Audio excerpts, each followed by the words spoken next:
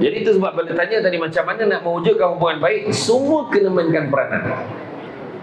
Dia saya bagi analogi dalam bab pendidikan ni, institusi ni, saya bagi analogi macam satu pasukan bola sepak. Anak-anak ni dia ibarat striker. Mak ayah main midfield, guru-guru bahagian defend. Guru besar dia jaga gol.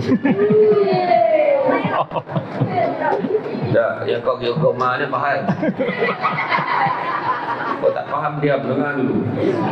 Dia maksudnya tadi, guru-guru dengan guru besar tadi sebagai defend dengan penjaga gol, bukan semua keadaan guru besar dengan guru dapat bagi bola tu terus dekat student sebagai striker. Dia total football ni lain. Kalau tengok tim Germany main, bila Germany main ni total football ni, dia main kadang defend, pergi midfield balik ke bawah, atas, lepas tu ke bawah, dia dah sampai depan gol boleh pusing balik. Dia main ni mana semua sudut, semua angle dia kena main.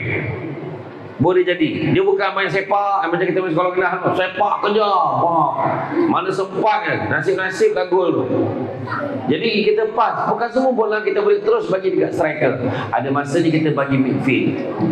Masalahnya sekarang ni, midfield ni lah yang paling penting sekali kat bahagian tengah. A'udzubillahi minasyaitonirrajim. Bismillahirrahmanirrahim. Assalamualaikum warahmatullahi wabarakatuh.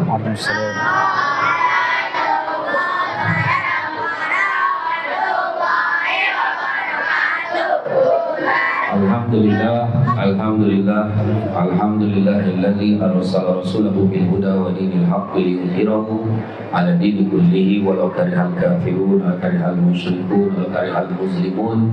Subhanaka la 'ilma lana illa ma 'allamtana innaka antal alimul hakim.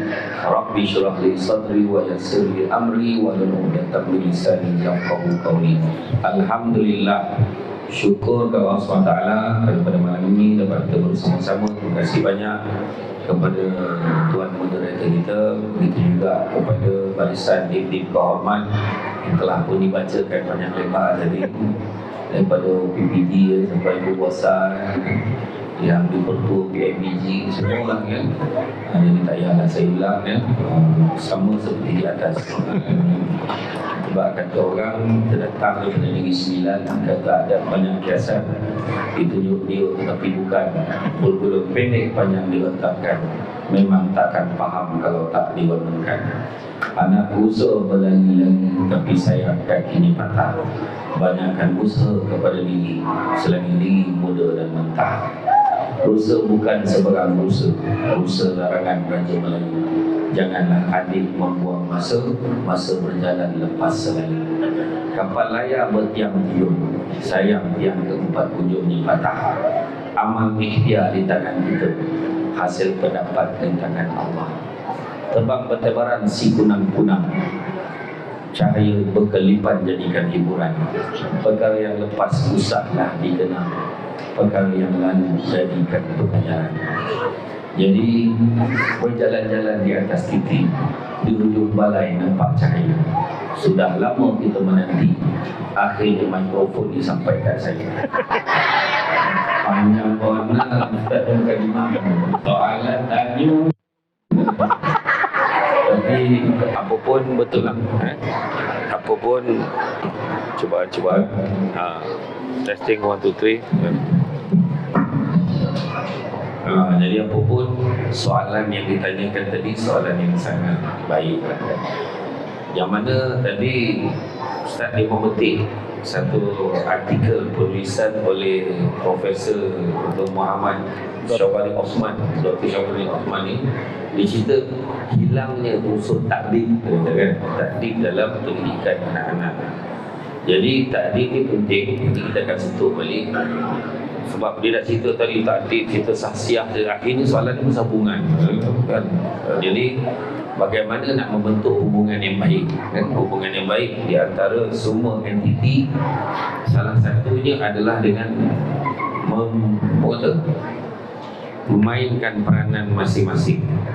Itu sebabnya pihak sekolah dah lama dah bermesyuarat, berminggu-minggu berbincang menyelaraskan tugas-tugas untuk melaksanakan program pada malam ini. Penceramah pun bukan kaleng-kaleng yang panggil tak, saya tak tahu lah. Yang dipanggil tu dia tak nak bergaduh-gaduh, dia pilih penceramah. Booking berapa lama kan? Booking berapa lama?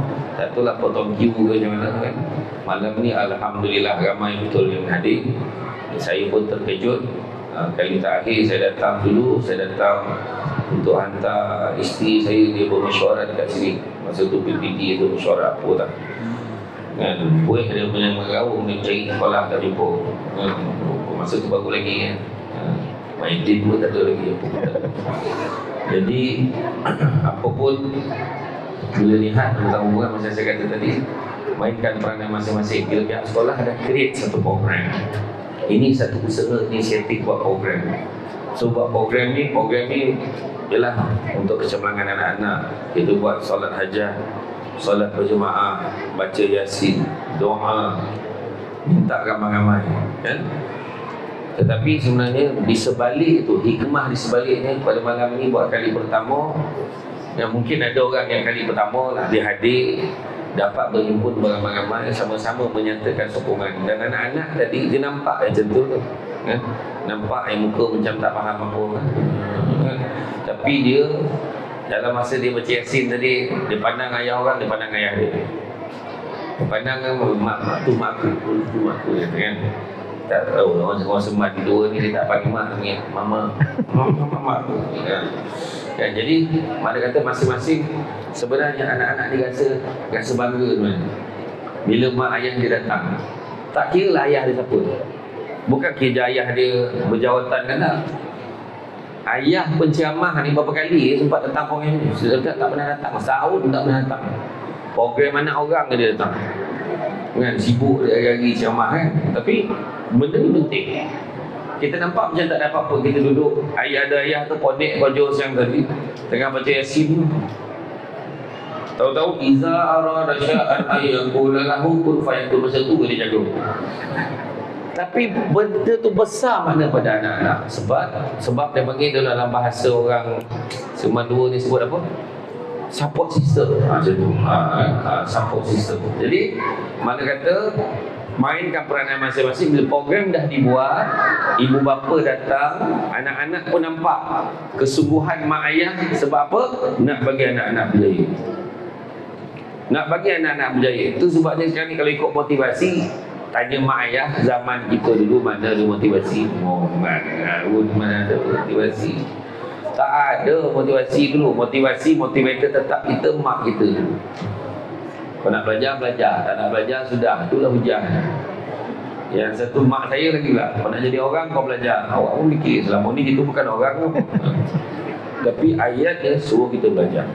Dan malam ni ada juga mak ayah yang tak tahu pun ada program ni. Walaupun kita dah share dalam grup, walaupun anak dah cakap, oh malam ni, malam tadi ke? Sebab mungkin sibuk, sebab mungkin ada macam-macam komitmen, mungkin ada pelbagai perkara, dan dia tidak memandang pun ini sebagai satu perkara yang penting pada dia. Malahan kita kena ingat, tak ada konsep penswastaan dalam mendidik anak. Konsep penswastaan tu, dia swastakan, dia tak ambil tahu. Tak. Sekolah bukan begitu. Tetapi sekolah ni adalah satu tempat institusi. Apa maksud institusi? Institusi pendidikan ni maksudnya, institusi maksudnya struktur mekanisme yang menjalinkan kerjasama antara fungsi di antara ahli-ahli organisasi baru dia wujud sebagai institusi. Kalau saya ulang balik masuk institusi ni, tentu tak sama bunyi. Panjang makna definisi tadi kan.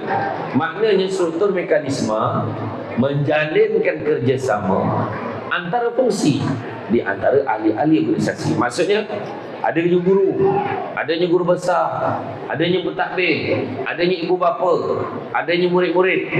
Jadi semua ni ada fungsi masing-masing. Jadi itu sebab bila tanya tadi macam mana nak mewujudkan hubungan baik, semua kena mainkan peranan. Saya bagi analogi dalam bab pendidikan ni, institusi ni, saya bagi analogi macam satu pasukan bola sepak. Anak-anak ni dia ibarat striker. Mak ayah main midfield, guru-guru bahagian defend. Guru besar dia jaga gol. Dah, yang kau mak ni faham. Kau tak faham dia dengar dulu. Dia maksudnya tadi guru-guru dengan guru besar tadi sebagai defend dengan penjaga gol.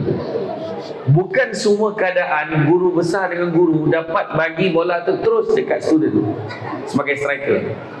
Dia total football ni lain. Kalau tengok tim Germany main, bila Germany main ni total football ni, dia main kadang defend, pergi midfield balik ke bawah, atas, lepas tu ke bawah, dia dah sampai depan gol pun pusing balik. Dia main ni mana semua sudut, semua angle dia kena main. Boleh jadi. Dia bukan main sepak macam kita main sekolah kelas. Sepak kejar. Mana sempat kan. Nasib-nasib lah gol tu. Jadi kita pas. Bukan semua bola kita boleh terus bagi dekat striker. Ada masanya kita bagi midfield. Masalahnya sekarang ni, midfield ni lah yang paling penting sekali kat bahagian tengah. Dia tahu dah, okey boleh bagi terus. Okey pergi dekat saya sekarang. Midfield. Tapi kalau midfield ni asyik-asyik dapat bola kat dia pass kat defend balik. Dapat kat dia pass kat defend balik. Defend lah. Pandai-pandai lah. Sampai ke sudah tak skor. Sebab striker ni tak dapat bola nak skor ni. Dan yang paling teruk sekali adalah penjaga gol. Gol besar. Asyik-asyik kena skor, sudah kena tanya. Macam mana keeper? Tu maksud dia. Jadi kalau kita ada dua kaedah, sama ada satu hantar tu kat striker ataupun midfield membantu untuk sampaikan bola dekat striker. Semua kena mainkan peranan masing-masing. Bila saya sebut ni, contoh waktu PKP tu saya kata, bila kita cakap dengan anak, ni cikgu lah, cikgu punya kerja. Kita ni mak ayah banyak hal. Simple aja. Mak ayah kena mainkan peranan. Kalau kita tengok dalam grup, bayangkan dekat sekolah sekarang ni, dekat sekolah dah ada grup WhatsApp. Dah ada grup WhatsApp kelas 3. Kelas cekal. Ni 5 cekal, 6 cekal. Kadang-kadang cikgu pun tak tahu mak ayah budak ni hidup lagi ke tidak. Bila bagi maklumat, mak ayah tolong tengok sikit anak-anak ni yang ini pastikan mereka siapkan, dah submit dekat ini ya. Minta tolong sangat. Tak tahu mak ayah budak tu hidup lagi ke tak. Sebab tak pernah respon. Nama ada, dia pakai lagi tak nombor ni. Ayah seorang tu pula itulah daripada dulu. Yang seorang tu pula sampai ujung. Yang seorang tu mantap. Dia gila dengan ikon ni kan. Bantai lah. Tak kisah tapi itu ragam mak ayah ni. Ragam mak ayah ni. So respon, baik cikgu terima kasih. Kalau ada apa-apa lagi cikgu maklum je lah.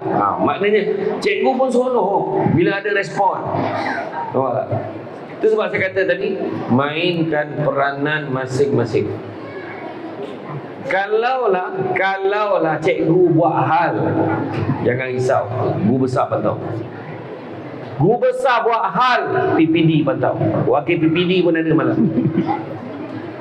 PPD buat hal, Jabatan Pendidikan Negeri pantau. Jabatan Pendidikan Negeri buat hal, Kementerian pantau. Kementerian buat hal, Menteri pantau. Menteri buat hal, Perdana Menteri pantau. Perdana Menteri buat hal, Yang Tuan Agong pantau. Mak bapak buat hal, siapa pantau? Tak ada. Dialah dengan diri dia sendiri. Itu sebab penting. Sebab pentingnya mainkan peranan. Guru-guru, mana cikgu? Cikgu pahal dulu situ. Tak cukup tempat. Mana guru tak cukup tempat? Ni mana guru kat tangan? Tak, adik-adik tak payah tunjuk. Saya tanya cikgu tak payah, bukan suruh tunjuk mana cikgu. Cikgu mana, cikgu lagi mana? Ada kat luar tak ada? Okay. Guru-guru pula nasihat saya, buat yang terbaik. Jalinkan kerjasama, wujudkan hubungan dengan ibu bapa. Kan? Berbaik-baik dengan mak ayah. Kan? Yakinkan, sebab tak ada mak ayah yang tak nak anak-anak dia berjaya. Percayalah sekarang saya.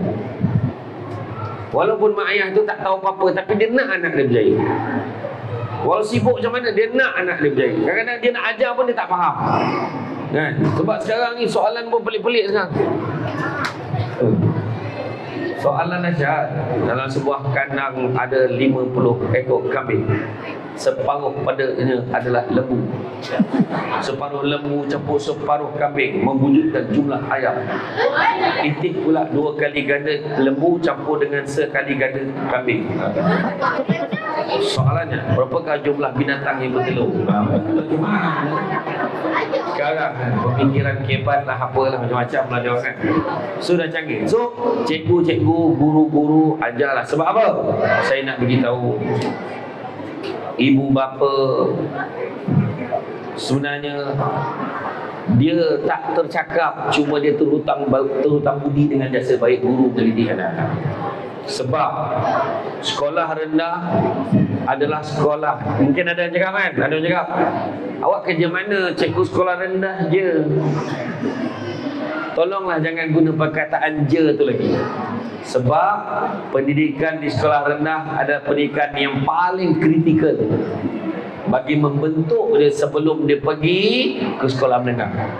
Sekolah menengah tu cikgu tu dapat yang dah elok kena polish dah kat sekolah rendah. Dia tinggal nak bagi aja. Di sini belum boleh bagi terus. Kena kes semua, beratur, tangan angkat, tangan jatuh. Beratur. Macam cikgu tu kan.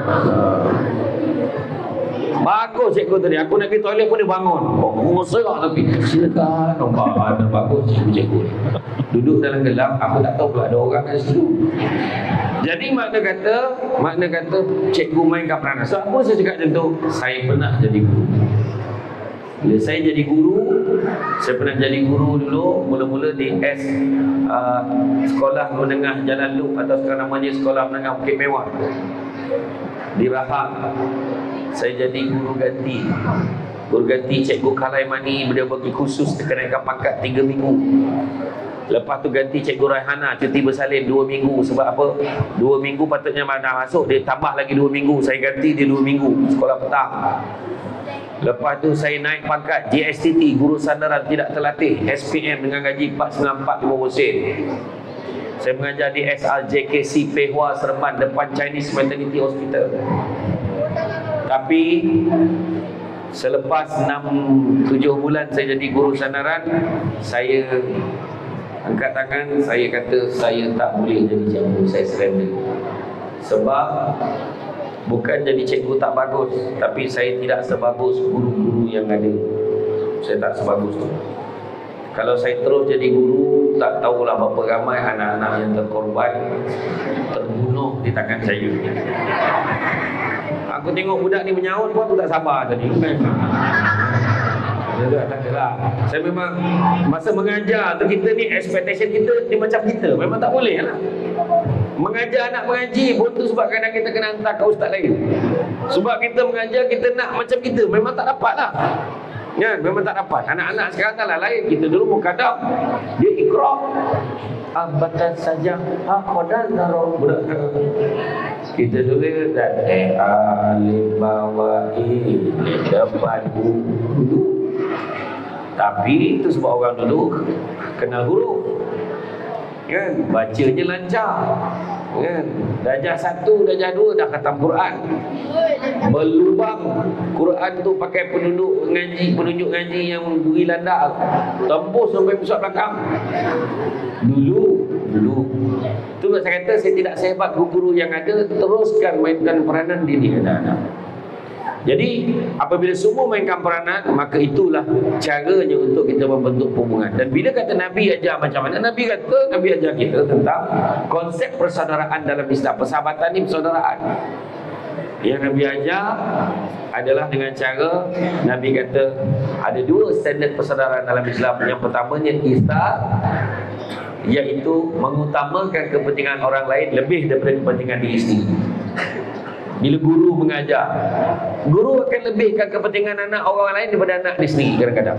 Melainkan anak dia kat sekolah yang sama. Kalau anak dia sekolah yang sama pun dia tak dapat mengajar anak dia. Cikgu lain dia mengajar anak dia. Berapa banyak subjek. Itu sebabnya dalam konsep tu utamakan kepentingan orang lain lebih daripada diri sendiri. Macam tu jugalah dengan mak ayah. Mak ayah hantar bila ni, walaupun kita tengok keadaan, tiba-tiba nak buat program. Program ni kena bayar tak mak ayah? Tak. Tak kena bayar. Ada minta sumbangan? Ada tak? Ha? Ada juga minta sumbangan. Jadi masa tu mak ayah yang ikhlas bagi. Yang boleh bagi lebih, bagi lebih. Sebab apa? Sebab dia fikirkan kepentingan umum. Bukan untuk anak dia saja, tapi untuk kebanyakan, untuk semua sekali. Itu sebab mainkan peranan masing-masing. Konsep yang pertama, iaitu mengutamakan kepentingan orang lain daripada kepentingan diri sendiri. Yang kedua yang Nabi ajar adalah tentang salam atau sodri, berlapang dada.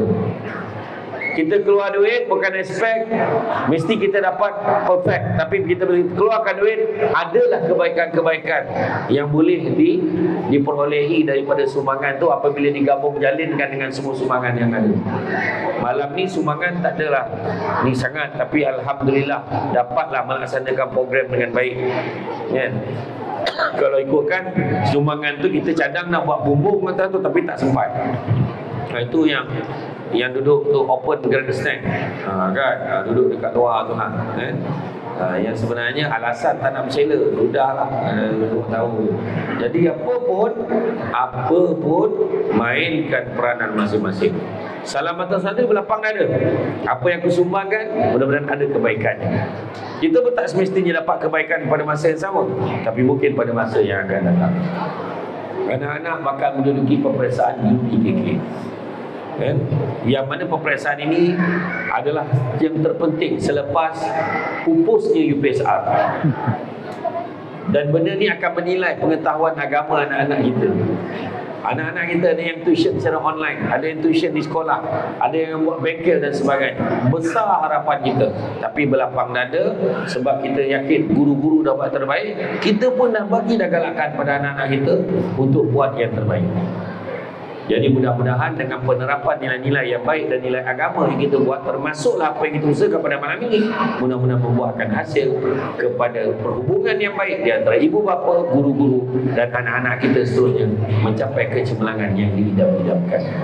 Sebab dalam bab ilmu sangat mustahak, kan? Sangat mustahak. Sebab kita nak anak-anak kita ni kalau tak pun macam kita, mungkin lebih baik daripada kita. Sebab cabaran pendidikan tak sama. Dulu dengan sekarang tak sama. Dulu kalau kita ingatlah, dulu cabaran kita belajar media sosial. Apa media sosial kita dulu? TV, radio, majalah. Itu ayat lagi.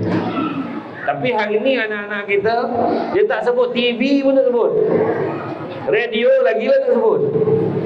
Yang disebutnya adalah gadget dan juga peranti-peranti dan juga pengisian seperti yang ada sekarang, Facebooknya, WhatsAppnya, dengan Telegramnya, dengan TikToknya, dengan Instagramnya dan sebagainya. Okay? Jadi itulah cabarannya yang paling besar. Apapun dalam keadaan cabaran-cabaran seperti ini, kan, peranan semua orang kena main peranan. Kalau cikgu bagi kerja, cikgu bagi tugasan, mak ayah simple, pastikan dia laksanakan tugasan. Itu je, semudah itu. Masalahnya kadang bila bagi, ibu bapa tak tanya pun dia ada tugasan ke tak. Anak-anak main handphone, anak-anak main gadget. Dah siap kerja ke belum?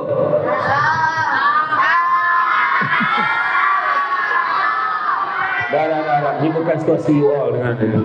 Bila tanya dah siap kerja ke belum, dia kata dah. Sedangkan hakikatnya kerja tak siap.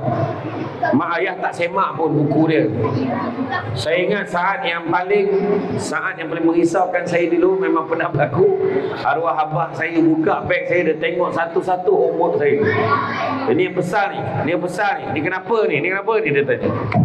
Jadi pentingnya kita dalam bahasa tu sebut cakna, ambil tahu.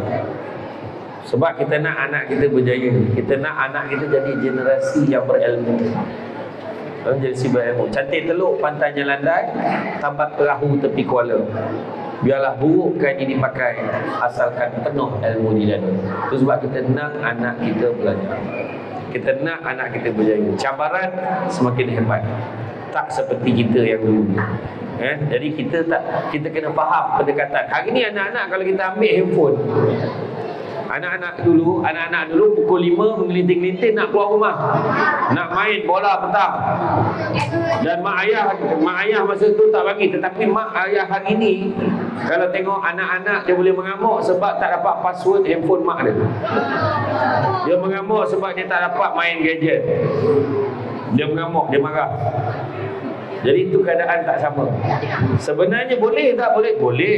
Boleh. Tetapi semuanya ada limitasi. Mak ayah kena pandai meletakkan batas kebenaran untuk membenarkan anak-anak kita terlibat dengan media sosial, terlibat dengan gadget, perhenti dan sebagainya. Seandainya ini tidak dijaga, dia seolah-olah seperti kita menjadi seorang doktor yang gagal memberi preskripsi ubat yang tepat untuk pesakit kita. Kalau kita bagi kurang, kita bimbang tak ada kesan. Kalau bagi lebih, takut overdose, membawa pada penyakit-penyakit yang lain.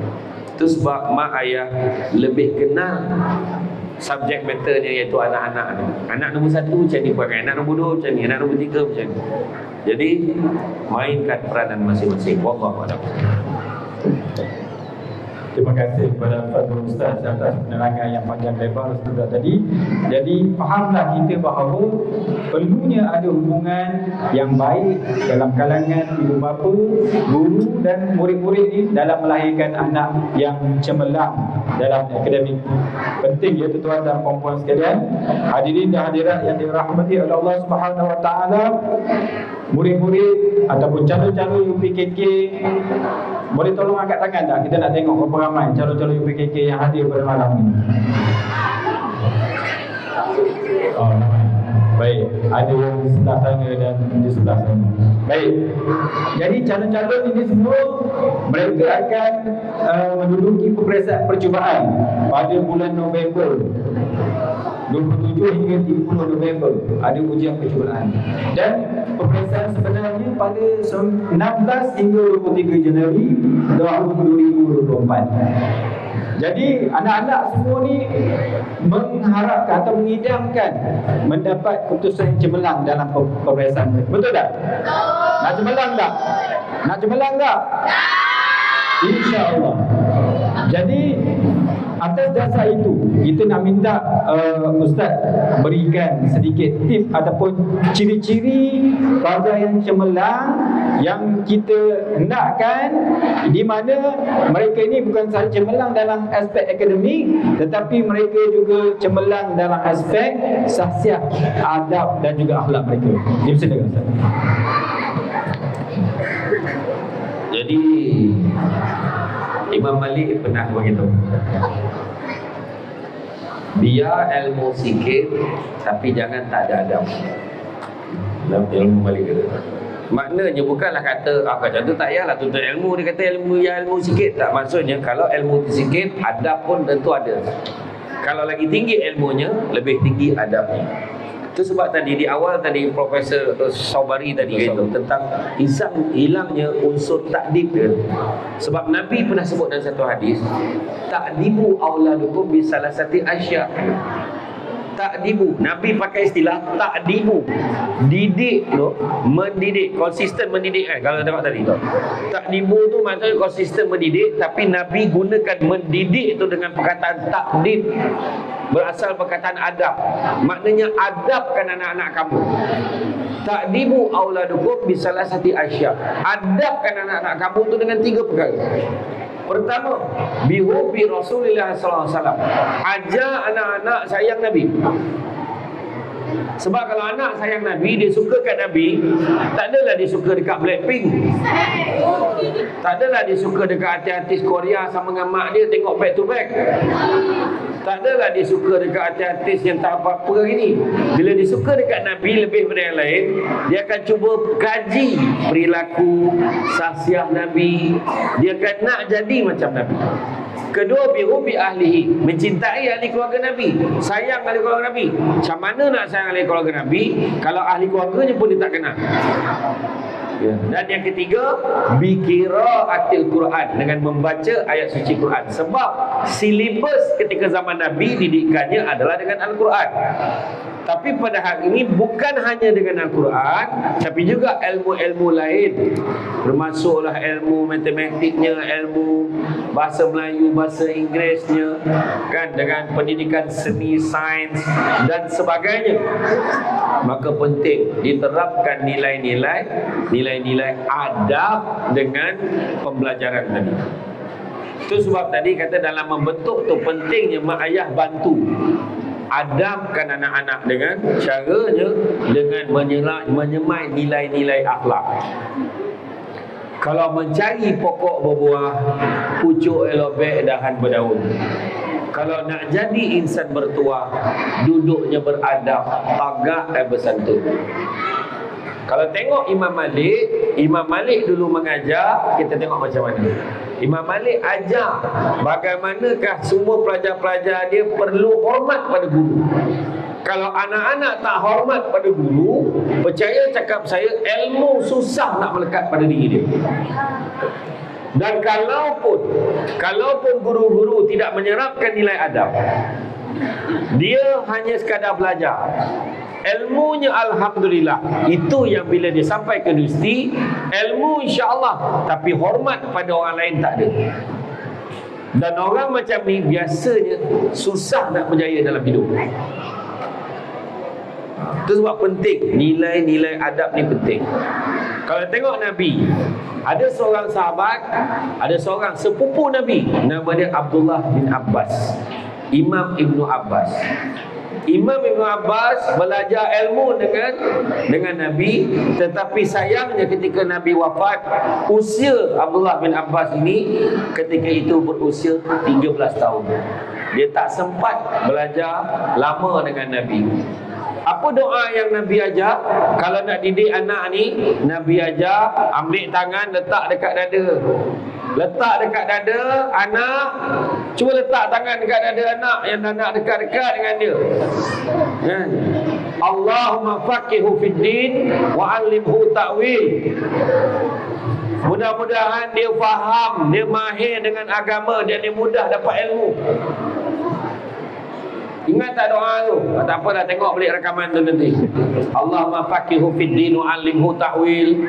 Kan, kalau anak perempuan, Allahumma faqiha fid din wa 'allimha ta'wil. Pegang dada anak tu baca, tak payahlah cek-cek ni, tak maksud letak baca. InsyaAllah. Dan disebabkan dia tu mudah suka dengan ilmu, hebatnya Imam Ibnu Abbas ni setelah kewafatan Nabi, dia berguru dengan semua sahabat-sahabat Nabi. Anak-anak kita hari ni kalau tak suruh pergi sekolah, memang dia tak pergilah. Dia ni memang cari guru, dia cari sahabat-sahabat. Tetapi yang paling penting orang nak ingat adalah adabnya, akhlak dia. Dia nampak guru dia nampak guru je nak naik kenderaan, dia carikan kenderaan. Kebetulan dia pun nak pergi tempat yang sama, dia kata dia dapatkan kenderaan. Naiklah kenderaan ni wahai guru. Bila gurunya naik kenderaan, dia tak naik kenderaan, tapi dia berjalan mengiringi gurunya yang menaiki kenderaan itu. Bila gurunya tanya, kenapa kamu tak naik sama dengan aku? Sesungguhnya Rasulullah mengajarkan aku beginilah adab menghormati guru kami. Bila sampai ke destinasi, guru ni turun, dia capai tangan Imam Ibnu Abbas yang masih muda. Dia salam, dia cium tangan. Terkejut Imam Ibnu Abbas, kenapa kau salam cium tangan aku? Beginilah pula kami diajar caranya adab menghormati salah silah keturunan Nabi Muhammad SAW. Adab juga penting. Itu sebabnya kita kena jaga akhlak, kena jaga saksiat. Itu sebabnya ayatnya ABC 2.0. Anak baik lagi cerdik, kan? Ya, ABC tu ABC, anak baik lagi cerdik. Sebab nak bagi dah lah baik, cerdik pula. Ada yang baik, adab bagus, tapi tak berapa cerdik. At least ada baik dia. Daripada dah lah tak baik, bangang pula tu. Contohlah payah macam tu kan, tak bonding kepada kita kan. Mungkin ilmu dia main-main je kat sekolah. Adik-adik kalau nak main-main, dengar ni, kalau nak main-main daripada sekarang, berhenti sekolah, pergi kerja, cuci kereta, duduk kakak wash, main-main. Bila cikgu mengajar, main-main dekat belakang. Jawab lah. Adalah saja. Ya betul. Kalau kita tengok sebenarnya penting bila ada package tu dengan adab, insya-Allah senang hidup. Cikgu, minta maaf cikgu, saya tak faham cikgu macam mana cikgu yang tu. Cikgu akan ajar. Mudah email. Dia bukan je kata pandai ni, dia langsung tak tanya soalan, semua tahu. Oh, okey, tahu, senang je. Tak. Dia sebenarnya dia melibatkan adab. Ada tu langsung diam sampai ke sunnah. Kelas cikgu tanya, kelas faham nak? Koma, darah tak jalan, oksigen tak sampai ke otak. Tiba-tiba lumpuh kat kursi. Kan? So adab. Dan adab ni bukan hanya pada anak-anak, tapi pada ibu bapa pun kena ada adabnya juga dengan guru. Hari ini kadang-kadang berlaku di sekolah Seremban 8B. Bukan sekolah Seremban 2, di sekolah Seremban 8. Anak-anak ambil gambar. Ini anak-anak yang berdiri depan kelas dan tak siap homework. Zap! Bapak pun datang petang tu bawa peguam. Tolong jangan cabar maruah keluarga saya. Oh, mak ayah. At the moment parents buat perangai macam ni, kita telah memulakan langkah merosakkan anak-anak. Anak-anak kalau menerima rotan daripada seorang guru, itulah rahmat terbesar dalam hidup. Sebab apa? Anak kita ditegur. Saya bukan suruh sebat atau apa pun, tak. Maksud saya, kalau dirotan anak kita, dipukul anak kita dengan cara yang dibenarkan lah. Sebenarnya itu satu rahmat sebenarnya. Once kita mempertahankan anak kita sebabkan kesalahan yang dia lakukan, itulah langkah-langkah awal kita merosakkan anak kita. Saya juga saya. Itu sebab bila hari report card day, hari bertemu ibu bapa, guru-guru kena jujur dengan ibu bapa. Ibu bapa tanya, macam mana anak saya cikgu? Jawablah dengan jujur dan tenang. Ini cikgu-cikgu mulalah skrip biasa. Dia ni okey sebenarnya. Okey, cuma ialah kan banyak main. Tapi kalau dia usaha lebih sikit, insya-Allah dia boleh berjaya. Itulah ayat cikgu. Nampak tu. Cakap je tu terang. Macam mana dengan budak anak saya ni? Macam ni lah, saya tengok macam tak ada harapan dah ni. Tak maksud saya itu, saya lebih-lebih lah. Cakap saya memang tak tahan dengan budak ni. Saya hari-hari doa, bilalah budak ni nak pindah sekolah. Macam mana dengan anak saya cikgu? Macam ni lah. Ini senarai kemungkaran yang anak cik buat dekat sekolah setakat hari ni. Ayahnya macam astagfirullah. Bapa pun pandang anak lain. Kau faham? Mana ada. Jadi anak tak berani buat hal. Jujur je beritahu. Sebab bak kata pepatah Cina. Tak payahlah cakap Cina, cakap Melayu lah. Dia kata orang yang menegur saya adalah guru saya. Orang yang memuji saya adalah musuh saya. Teguran ni sebenarnya membawa pada didikan yang baik. So benarkanlah anak-anak kita ditegur, supaya daripada situ kita dapat memperbetulkan. Anak yang berusia daripada darjah 1 sampai tahun 6 ni, inilah tempoh kritikal untuk kita develop bentuk akhlak-akhlak awal dia. Sebab bila masuk sekolah menengah, dia dah mula dah nak mencipta pribadi dia. Jadi kalau pada awal kita biarkan dia tercari-cari pribadi mana yang baik, kita bimbang anak-anak kita akan merosakkan diri.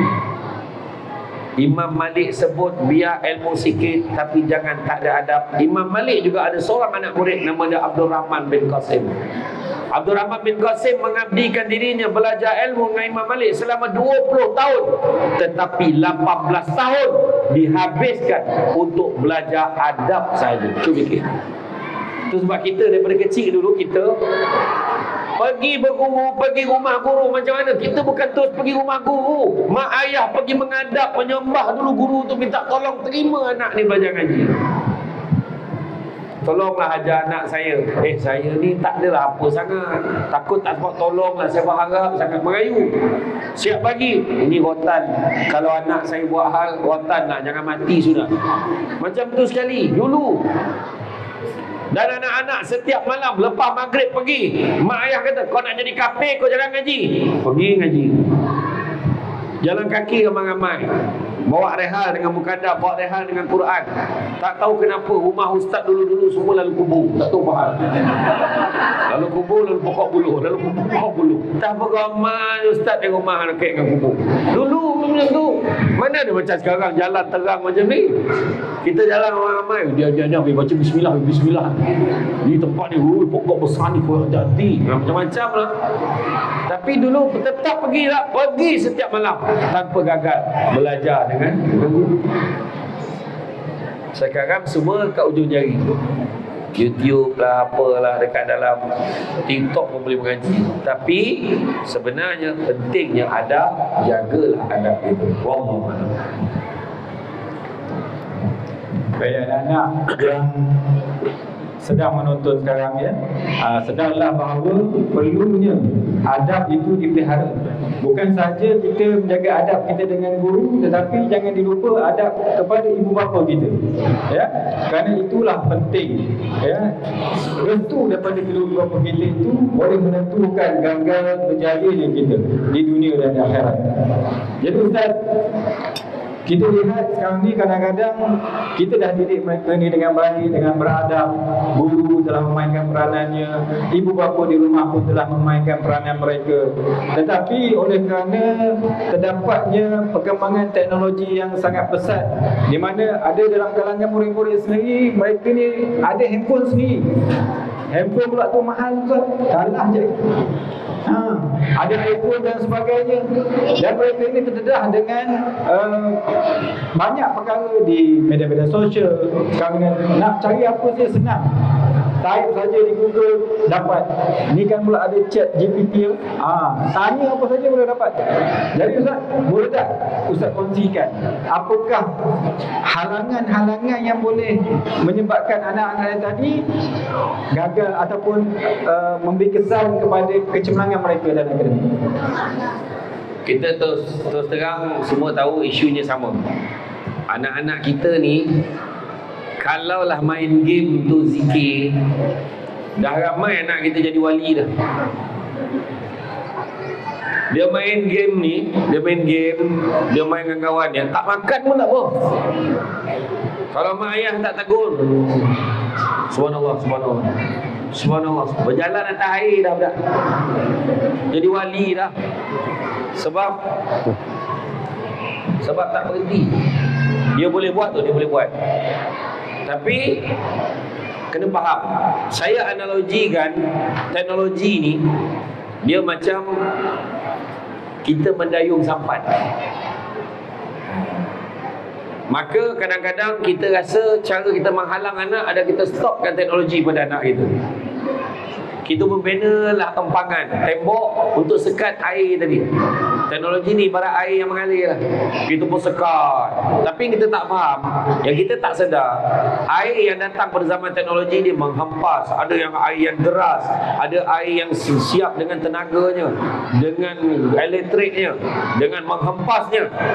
Dan apabila kita membendung dengan cara lama, membina tembok itu, cara tak langsung, tiba tanpa kita sedar, dia menghempas sehinggalah tembok tu jadi pecah. Bila tembok tu jadi pecah, bukannya anak dengan kita pun hanyut sama. Maka maksud saya nak sampaikan, dalam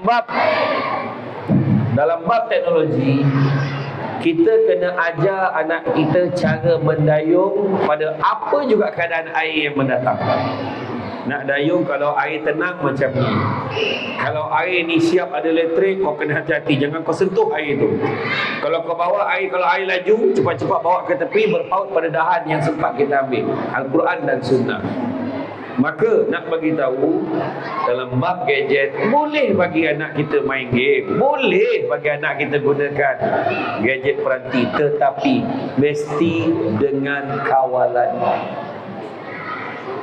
Boleh main game pukul berapa? Kita letakkan. Boleh main game antara pukul 4 sampai pukul 5. Pukul 5 sampai pukul 6.30 wajib kau pergilah main apa, berpeluh ke, jogging ke apa ke. Kemudian 6.30 sebelum maghrib mesti dah balik. Malam mesti mengaji. Lepas dah mengaji, lepas maghrib mengaji, lepas mengaji, makan, buat homework ataupun baca satu subjek. Apa yang boleh buat. Maknanya ini mesti dilakukan. Kalau kita biarkan, percaya dekat saya, anak-anak kita akan dihanyutkan oleh teknologi. Itu ada student hari ni, dia kata dia tak nak belajar sebab apa, dia nak jadi YouTuber. Ada yang cakap nak jadi influencer. Apalah salahnya kalau kita jadi influencer, kita jadi YouTuber, dalam masa yang sama kita juga ada akademik, dalam masa yang sama kita ada kerjaya. Sebab saya nak beritahu pada ibu bapa hari ini, isu dalam negara kita sekarang ni adalah anak-anak muda tak nak belajar. Anak-anak muda, bayangkanlah, saya dah ada pernah terlibat dengan satu kolej, ada satu kolej swasta, dia memberi pendidikan otomotif, kemahiran otomotif kepada anak-anak muda yang keciciran, anak orang miskin.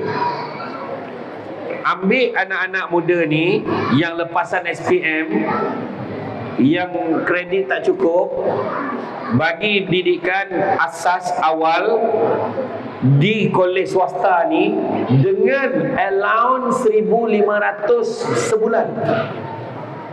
Selama sebulan atau 2 bulan, 1,500, 1,500. Lepas selesai sebulan atau 2 bulan, terus serapkan pada syarikat Honda, Toyota, Porsche, Lamborghini, Peugeot. Hantar dekat company-company ni dengan gaji basic paling rendah 2,500 ke atas. Saya nak tanya, bagus tak bagus? Bagus kan? Sebab dah ada career dan dah ada pendapatan. Tetapi ramai anak-anak muda ni kerja sebulan 2 bulan, lepas tu berhenti sebab nak buat food panda, sebab nak buat Grab, sebab nak senang dapat duit hari-hari. Sedangkan dengan ni masa depan yang kalau dia pandang jangka panjang, dia boleh mencipta masa depan yang lebih baik lagi. Itu maksud saya. Anak-anak yang depan tengok saya cakap tadi, dia tu jawab sebab dia tak fikir panjang. Dia kata tak, okay, dia main-main je. Sebab itulah yang berlaku pada yang generasi hari ni sebenarnya. Dia kata dia tak nak lah. Dia kata nak senang je. Di IKBN Cembung, saya tanya, buat dia belajar CJ semburan cat, teknikal pun semua. Sudahnya dia kata susah lah. Gua senang kan, dah bagi dah cara pancing macam mana nak tangkap ikan ni semua. Tak nak. Keluar kerja pasar raya senang. Kerja ni senang, tolong orang senang. Dia tak buat pun benda yang dah diajar kepada dia. Inilah sebenarnya isu anak-anak pada hari ini. Dan nak pula dia terpengaruh dengan apa dia nampak dalam media sosial. Wah, duit, senanglah macam ni. Tak. Sebenarnya kita kena sentiasa berkomunikasi dengan anak kita, kawal anak kita keterlibatannya dengan media sosial, dan terangkan kepada anak kita tentang realiti kehidupan pada hari ini. Mak ayah boleh buat apa tak? Bawa anak naik kereta, berhenti dekat projek perumahan yang baru tu, berhenti, turun, cuba tengok tu signboard pembinaan rumah baru ni, cuba baca berapa harga rumah tu, tengok. Betul, bawa anak tengok berapa harga. Hanya 800,000 Selman 2 ni tu hanya. Penjodoh bilangan pun tak betul. Lepas tu bawa singgah dekat kedai Toyota tu, showroom tu, cuba tengok harga kereta tu berapa. Betul, bawa anak, biar anak tengok, pegang tanda harga tu. Deposit berapa, 10%. So tulis, tu assessment tu tulis berapa 10%. Pergi kat kedai motosikal, tunjuk ke anak-anak kita ni realiti hidup hari ni berapa yang diperlukan untuk hidup hari ni. Jadi kalau nak main-main juga, teruskanlah main-main, cakap dengan anak kita. Ayah-ayah ni semua, tahu tak, ayah dengan mak kau ni struggle bersebatu. Struggle. Kan? Dia ingat senang sebab anak-anak kita hari ni tak macam kita. Anak-anak kita ni nak apa dapat. Kalau ni, kalau cikgu suruh ni dapat. Kita dulu, Abah, cikgu minta duit yuran RM30. RM30 dulu. Cakap dengan cikgu minggu depan lah.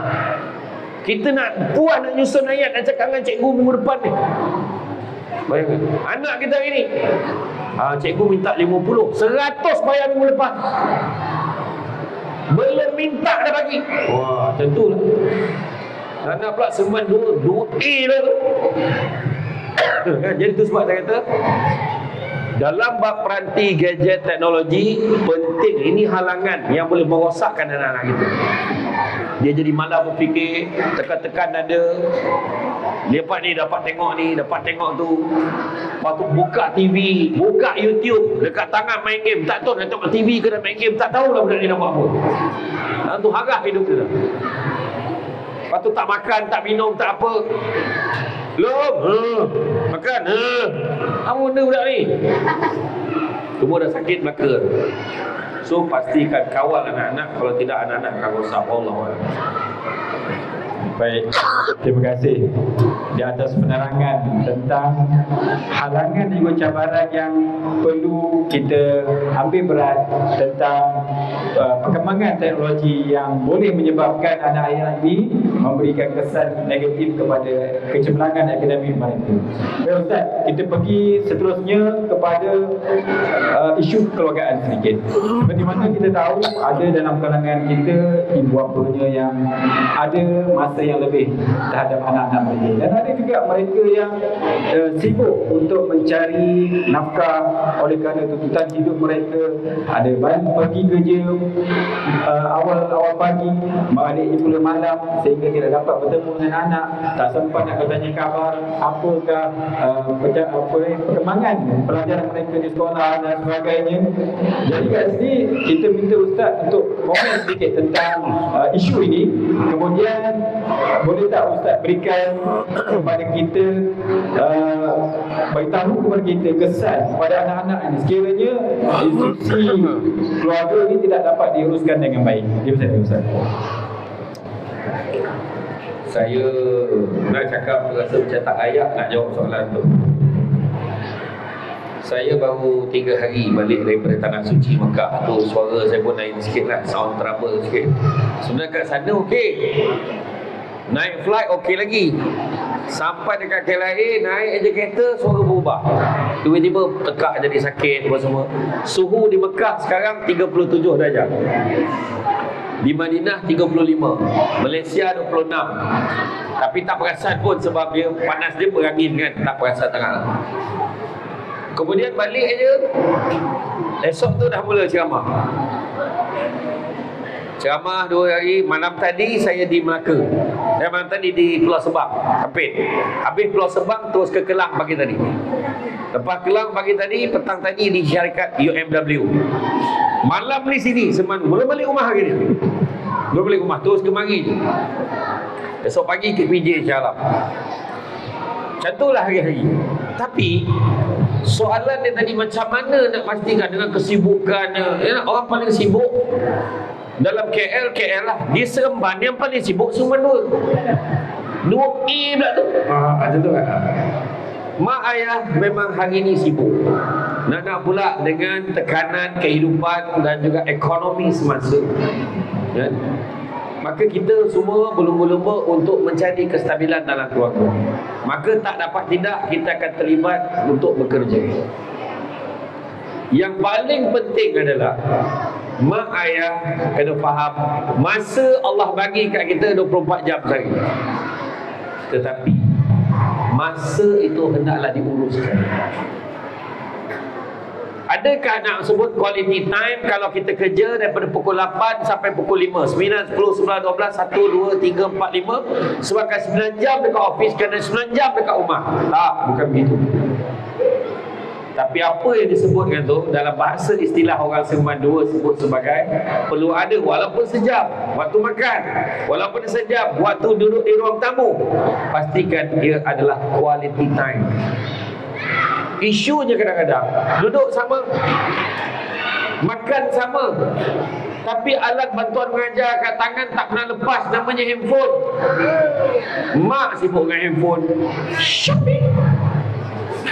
ayah sibuk dengan handphone, anak-anak main game, duduk sama. Sekali nampak macam oh alhamdulillah mereka together, oh bestnya, bahagia nampak. Tak, bukan itu maksud bahagia. Quality time tu tak ada. Yang quality time dia tadi, nampak? Ayah je duduk dengan anak dia. Nampak? Anak ni menyaut-nyaut, pap, ayah macam mana gerak? Kau siap, kau balik ke? Kau siap, kau balik ke? Kan tu kan? Itu quality time. Sebab dia tahu perangai anak dia macam mana. Quality time duduk dekat ruang tamu, dia boleh tanya anak ni, tadi macam mana sekolah? Homework ada tak? Dah siap belum? Itu quality time. Ada lah sikit. Ada tak mana yang tak tahu tu, bagi tunjuk kat ayah. Semua tahu, semua dah jawab dah. Iya ke ni? Betul ni? Betul. Lepas tu berbual. Malam tadi bola macam mana? Allah lama MU 3-0. Contoh kan? Janganlah diulang-ulang. Contoh kan? Dia sebut tak. Maknanya adanya komunikasi yang kualitinya adalah membawa kepada kegembiraan dalam hati. Nampaknya ada interaksi yang positif antara ibu bapa dan anak-anak. Masa mungkin tak banyak, tetapi masa yang ada kita habiskan dengan cara yang berkualiti. Tanya khabar, tanya tentang perkembangan ilmu ke. Ya, apa ni, minggu ni cikgu tanya dan tak sekolah, cikgu suruh jawab cepat tu. Respon, tekan link tu, hadir ke tak hadir, nak tahu sempat nak siapkan makan. Kan? Saya dengar malam ni kali kepala kambing, tak tahu lah dia tak. Tak ada, macam tu lah. Jadi mana kata respon tu ada je dia balas komunikasi antara ibu bapa dan anak-anak. Ini yang dimaksudkan. Kita mungkin sibuk, tapi atas kita, orang yang bijak akan nampak jalan pada setiap masalah, bukan nampak masalah pada setiap jalan. Itu sebab saya kalau balik, saya akan panggil anak saya duduk. Masa sebelum saya nak pergi jemaah pun kadang saya panggil. Saya dah itulah. Jadi dia cerita. Anak saya cerita dia main bola ke, cerita layan walaupun kadang-kadang terlelap kan kita ni kan, sebab penat kan, tapi kita kena juga bagikan masa dan telinga kita ni kena bagikan anak-anak. Itu yang anak-anak kita perlukan. Kepada mak ayah, percaya cakap saya, inilah momen yang paling kita akan rindukan. Sikit je lagi anak kita cakap masuk asrama, sikit je lagi bah nak kahwin. Ya okey. Kita nampak macam kejap ke? Tak, sekejap je. Masa anak kita akan membesar. Itu sebabnya kita akan hargai masa kita hantar anak ke sekolah. Kita hargai masa kita bersama dengan anak-anak kita makan bersama. Sebab benda tu sikit masa lagi kita dah tak dapat buat dah. Itu sebab appreciate. Saya semenjak jadi Syamsul Depan, Allah dah tarik nikmat saya hantar anak pergi sekolah. Kalau tarik nikmat tu hari-hari pergi ceramah kan. Itu sebab bila ada time yang free tu boleh hantar anak. Spend masa dengan dia. Bangun awal pagi, duduk dengan dia orang. Dia kata jadi makna kata kesibukan kita bukan alasan untuk kita mencari alasan memberitahu kita tak dapat nak bersama dengan anak-anak, tak boleh nak spend masa dengan dia. Quality time. Sebab kegagalan menguruskan anak-anak menyebabkan minda dia terganggu, emosi dia terganggu dan memudahkan dia terbabit pada perkara-perkara yang negatif. Yang tu yang kita tak nak. Dan bila jiwa dia tenang, jiwa dia bahagia, dia rasa happy dengan keadaan yang ada di rumah dia, insya-Allah dia akan rasa gembira dan mudah menerima ilmu. Dan itu salah satu jalan untuk menjadi pelajar-pelajar yang cemerlang. Wallahu a'lam. Baik, fahamlah kita bahawa perlunya kita menyediakan masa walaupun tak banyak, sedikit untuk anak-anak kita agar mereka ini sentiasa terasa diambil berat tentang isu-isu mereka. Jadi Ustaz, kita nak minta Ustaz kongsikan kepada anak-anak kita ni bagaimanakah untuk menjadi seorang anak yang soleh dan solehah, yang mana bila mereka ni dapat menjadi anak soleh dan solehah, akhirnya mereka boleh berjaya di dunia dan berjaya di akhirat. Nak menjadi anak soleh-solehah. Jadi tip lah. Salah satu nak jadi anak yang soleh-solehah, azan waktu program. Tak ada lah. Salah satu nak jadi anak yang soleh-solehah, sudah tentulah nama pun soleh-solehah, sudah tentulah jaga agama. Itulah jaga agama. Jaga tiang agama. Suruh anak solat, suruh anak mengaji Quran.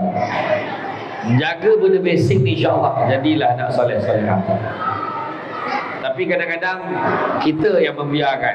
Kita rasa lepas, tak apalah, dah terlepas macam mana. Dah tak boleh. Kita tetap straight kan benda ni. Itu sebabnya diajar oleh Nabi kan. Didiklah anak-anak kamu solat seawal usia 7 tahun. Dah ajar 7 tahun, 8 tahun, 9 tahun, 10 tahun 10 tahun tak solat, boleh khotan. Dia bukannya tiba-tiba 10 tahun tanya, asal tak solat khotan? Tak, mesti daripada 7 tahun dah didik. Anak yang soleh-solehah jaga solat. Anak yang soleh-solehah membaca Quran. Anak yang soleh-solehah hormat dan sayang ibu bapa dia. Anak yang soleh-solehah hormat dan jaga adab dengan guru-guru. Jadi itu simple je. Bukannya soleh-solehah ni kena ada duit banyak. Bukannya soleh-solehah ni kena bawa dia naik kereta besar. Tak ada. Tetapi yang menjaga adab dan akhlaknya dengan kedua ibu bapa, dan jaga, pertama jaga akhlak dengan Allah, jaga salat, jaga akhlak dengan Rasul, buat apa yang Rasul suruh, tinggalkan apa Rasulullah larang, hormat pada kedua ibu bapa dia, sayang kepada ibu bapa, dan jaga adab dengan guru-guru. Kalau jaga ni semua lapisan ni, insya-Allah inilah dia nak cara-cara nak menjadi anak yang soleh-soleh. Saya tak nampak cara lain ni. Sebab Nabi sendiri pun, Nabi sendiri adalah merupakan anak muda. Daripada masa muda dulu, Nabi memang cukup jaga bab adab dan akhlak. Dan Nabi pun begitu tadi kan, dalam satu ayat yang dibacakan tadi, dalam satu hadis tadi, Nabi diutuskan untuk menyempurnakan akhlak, untuk menyempurnakan akhlak. Maka sudah tentulah, itu sebab Nabi kata takdibu ala dukum salah satu asyah, yang pertamanya dengan bihubi Rasulullah SAW. Ajar anak kita sayang Nabi. InsyaAllah jaga adab dengan Allah, jaga adab dengan Rasul, jaga adab dengan ibu bapa, jaga adab dengan guru. InsyaAllah inilah caranya menjadi anak yang saleh-saleh. Wallahu. Terima kasih kepada Ustaz atas tips untuk menjadi anak yang soleh dan solehah. Baik, saya kira kita boleh soalan. Kita akan memberi peluang kepada ibu bapa yang ada muskilan ataupun terbuku dalam hati untuk bertanya kepada Ustaz Samsul pada malam ini. Kalau ada, kita buka soalan untuk slot ini. Mic ada di belakang sana. Tuan-puan boleh, kalau ada yang nak bertanya, silakan. Saya beri masa 1-2 soalan ya. Kita beri peluang kepada tuan-puan untuk bertanya terus kepada Ustaz Samsul yang berada di depan ini. Silakan. Ada kesimpulan ke?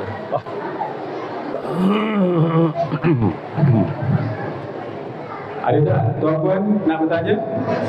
Okey, baik. Saya kira ada ke? Ataupun adik-adik nak bertanya boleh? Ada tak soalan nak tanya kepada Ustaz? Bukan senang nak jumpa Ustaz ni. Biasa kita jumpa tengok dekat YouTube ke, dekat Facebook. Tapi hari ni datang depan mata. Nak tanya. Jangan lepaskan peluang. Ada dia orang. Okey, baik.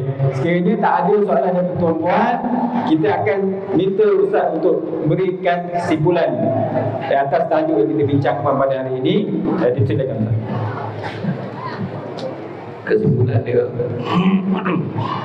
ibu bapa, guru-guru, kita ada amanah. Amanah kita yang akan ditanya salah satunya adalah anak. Guru-guru amanah dengan mendidik anak-anak. Ibu bapa amanahnya, tanggungjawab dia terhadap memastikan anak-anak ni terdidik. Sebab pernah satu kisah kita tengok kan, Saidina Umar didatangi oleh seorang bapa, dia bawa anak dia. Wahai Umar, tolong nasihatkan anak aku ni derhaka.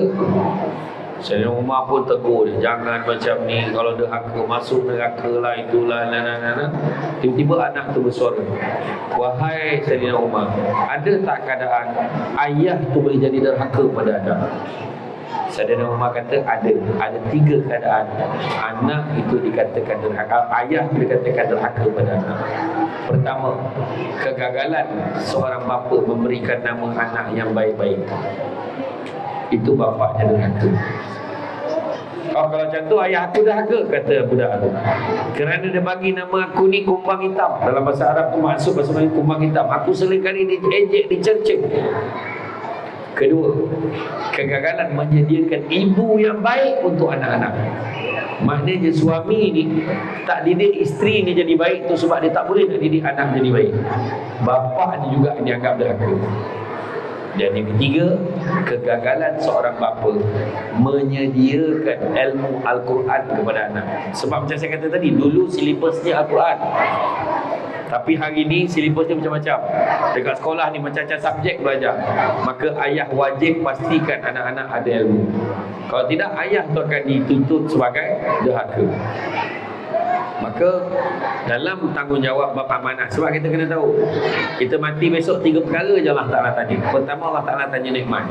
Kedua, Allah Ta'ala akan tanya tentang amanah. Dan ketiga, Allah Ta'ala tanya tentang silaturahim. Yang kedua tu amanah.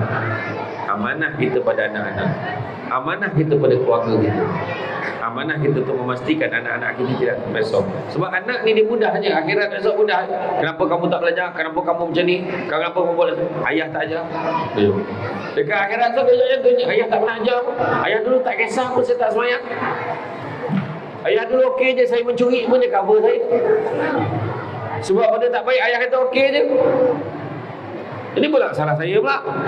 Yang ayah tu dah pahal pula menyalahkan aku. Kan?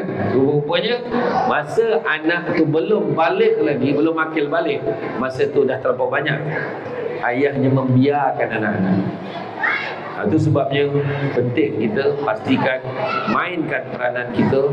Sebab macam saya sebut tadi, masa anak kita ni sekejap. Tengok dah UPKK. UPKK maknanya tahun 5. Dah tahun 5 anak kita kan? Tengok mak ayah pun ada, dah tua pun ada. Dah darjah 5 dah dia. Terasa dah tua kan. Kita baru darjah 5. Bayangkan nak kata 5 masuk. Tak tahulah benda-benda tua je kita. Betul. Itu sebab. Jadi buatlah yang terbaik. Dan saya ucapkan terima kasih banyak di atas kesudian pihak sekolah mengundang saya pada hari ini. Saya rasa seronok sangat. Kenapa saya seronok sangat? Ceramah ni berlangsung pada waktu malam dan berlangsung di Seremandul. Seronok sangat. Asyik-asyik Kedah, asyik-asyik Alustah. Alustah hari tu dekat apa, saya ceramah dekat Penang, Terengganu, Perak. Oh, malam ni Seremandul. Relax ke. Jawab pun siap goreng-goreng lagi. Kan? Bahagia rasanya. Sebab tak adalah jauh sangat nak balik rumah. Itu je. Kan? Jadi dapatlah saya berehat awal sikit. Jadi macam mana pun buat yang terbaik. Anak-anak kita ni amanah. Biar Allah Ta'ala tanya kita nanti besok, kita dapat jawab dengan baik. Dan untuk beritahu, bukan anak kita je jawab PKK, kita nak jawab ke akhirat besok. Itu mustahak tu. Kan? Anak ni ibarat kain putih, terserahlah pada kedua ibu bapanya, kata Nabi, untuk mencorakkan yang menjadi Yahudi, Nasrani dan Majusi. Jadi buatlah yang terbaik tuan-tuan sekalian. Jadi itu saja daripada saya. Saya minta maaf banyak. Bak kata orang, cantik dipandang rumah penghulu, kali itu okey dari papan. Alang-alang menuntut ilmu, sebutir pasir kemakanlah menjadi intan. Tenang-tenang air di laut, sampan kolek mudik ke Tanjung, hati terkenang mulut menyebut. Jasa baik pihak sekolah menyebut hari ini, rasa dan junjung.